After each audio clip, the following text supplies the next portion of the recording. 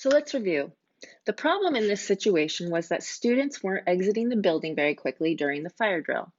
Nat and Moby used the four components of CT. First, they started with decomposition. Decomposition is breaking down a problem into manageable chunks. The way that Nat and Moby decomposed the data was by breaking the problem down into different parts of a fire drill. So instead of having an overwhelming amount of data to look through, they started by just looking at the students. Then they decomposed the data even more by dividing it up by classroom. Decomposing in that way helped them make analyzing the data more manageable.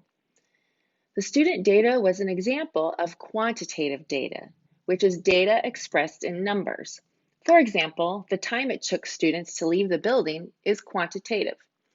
However, qualitative data is also important to observe. That spill is an example of qualitative data that may be important in understanding the cause of the problem.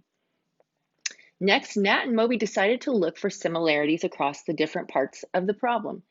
That is called pattern recognition. If you remember, they saw from video that in several classrooms, students were crowding the doors, causing a traffic jam.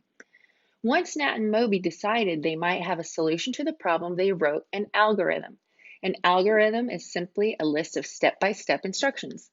If you think about it, you may have written an algorithm before without even knowing it. If you've ever written the step-by-step instructions, then you've written an algorithm. Then it was time to put their plan into play. They ran another fire drill and found that the students had not improved very much at all.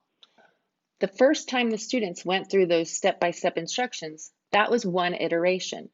CT is all about iteration. If one plan doesn't work, if one plan doesn't solve the problem, you continue to investigate the data and then revise your plan. You continue these iterations until you solve the problem. After the first plan did not improve the students' time leaving the building very much, Nat and Moby used abstraction to reduce any data that might be distracting. Instead of focusing on the video footage from the school cameras, which could have a lot of unnecessary distracting information, they used the GPS systems that the students had to locate the students on a map of the school. Through abstraction, they were able to see the very necessary information that was needed, that students were all exiting through the same door.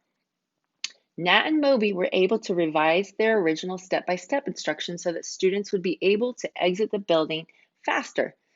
They continued through another iteration of their plan and found that they were successful in their problem solving. The students were able to make it out of the building much faster.